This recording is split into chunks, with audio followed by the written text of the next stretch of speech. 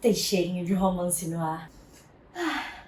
Feliz Dia dos Namorados! Eu sei que eu dei uma sumida boa nos últimos tempos por questões pessoais e tal, mas nada me manteria longe do YouTube no dia de hoje. Coloquem suas flores no jarro, acendam suas velas, peguem os seus doces e se acomodem, porque hoje é dia de falar sobre os romances do mundo artístico. Antes de começar o vídeo, eu peço que você tire um segundinho do seu tempo para clicar no botão de se inscrever aqui embaixo.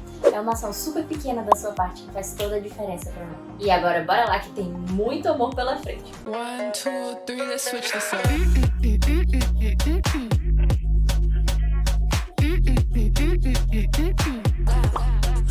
Que o mundo da arte tá cheio de traições, polêmicas e intrigas que seriam dignas do seu próprio reality show, a gente já sabe. Mas e o romancinho?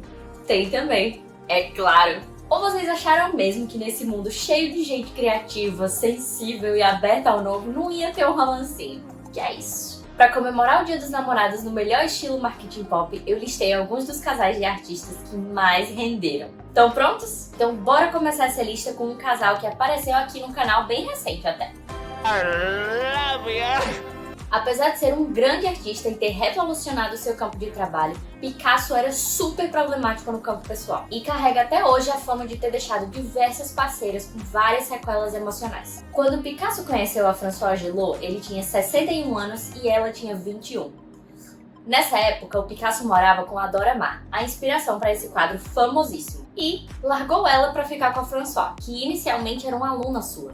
A Françoise, com sua pouca idade e mega iludida pelo ídolo que era o Picasso, acabou ignorando todos os casos abusivos que ela já sabia que ele tinha e caiu no conto. Quem nunca, né? Eles passaram 10 anos juntos e tiveram 2 filhos, o que fez com que a Françoise deixasse a carreira de pintora dela de lado para cuidar da casa e da família, enquanto o Picasso explorava novos estilos artísticos. Aparentemente, fazer escultura e cerâmica tomava todo o tempo do Picasso para ficar com a família, mas não para trair a esposa.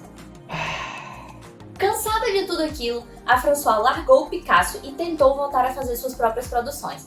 Mas o bonito não quis deixar barato ser largado e falou para todos os marchands da cidade que eles não deveriam divulgar o trabalho da sua ex-esposa. E assim, olha a importância do cara na época, né? Ninguém queria dizer não para ele. 11 anos depois da separação, a Françoise publicou um livro contando como foi a experiência no relacionamento durante todos esses anos com o Picasso. E reforçando ainda mais os depoimentos das outras ex-namoradas de que o Picasso tinha de gênio, ele tinha de abusivo. Foi um romance bem pesado, mas a Queen acabou saindo por cima e se casou novamente com o criador da vacina contra a polio. Que é uma curiosidade super aleatória, mas eu achei que eu devia falar. Vamos pros próximos. Robert Rauschenberg e Jasper Jones foram 2 artistas visuais que tiveram um romance lá nos anos 50, quando a luta LGBTQIAP+, ainda era mato e o filme O Segredo de Brokeback Mountain nem sonhava em existir. Para disfarçar sua verdadeira sexualidade, Robert chegou a casar com uma mulher, mas mesmo assim passava a maioria dos seus dias com o Jasper escondido. Por ser mais velho, o Robert também atuava como uma espécie de mentor para o Jasper, e suas criações distintas, quando juntas em um movimento artístico, ajudaram a declarar a queda do expressionismo abstrato e foram precursoras para a criação do movimento pop art. E aí a fofoca mesmo fica por conta do ego. Isso porque você provavelmente já ouviu falar desse quadro do Jasper Jones, mas talvez você não tenha ouvido falar nunca do Robert Rauschenberg. Como a carreira do Jasper decolou e ele acabou ficando mais famoso que o amante, o Robert ficou possuído de inveja e, além de acabar o romance, ainda começou a criar uma competitividade unilateral com o Jasper. Por causa disso, os dois ficaram sem se falar durante anos após o término.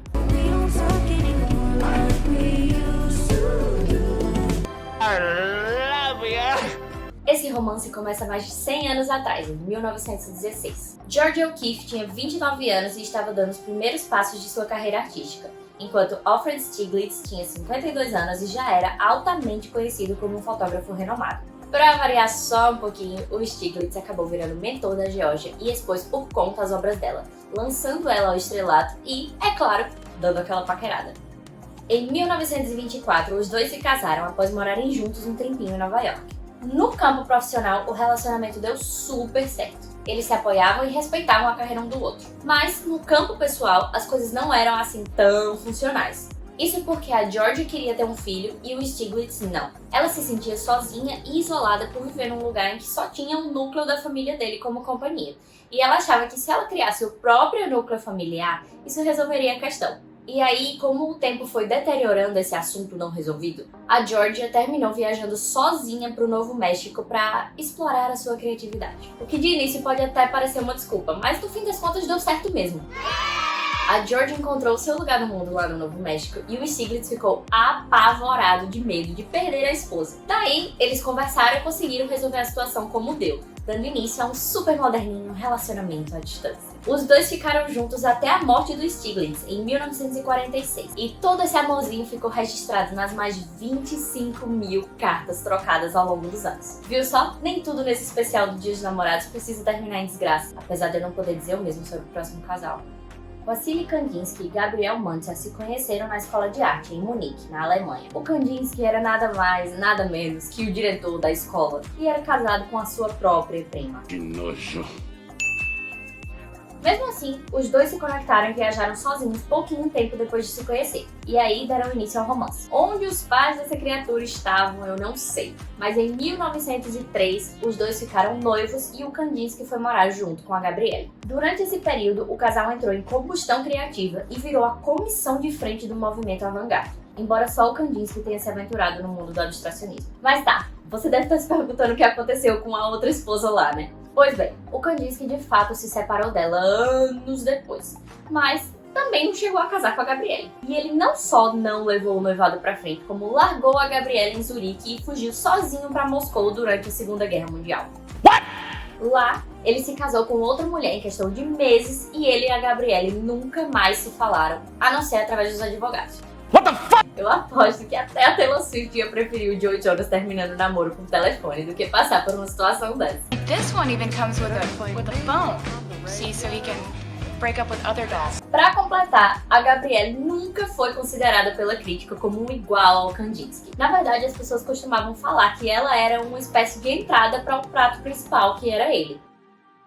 E, pra terminar essa saga nem tão romântica assim, a gente tem o casal mais famoso da história da arte. Frida Kahlo viu Diego Rivera pintar um mural em 1922 e já se apaixonou pela grandiosidade do artista. Mas foi só em 1928 que eles foram apresentados um ao outro por uma fotógrafa e amiga em comum. O Diego já era um artista estabelecido no mercado, casado e 21 anos mais velho do que a Frida.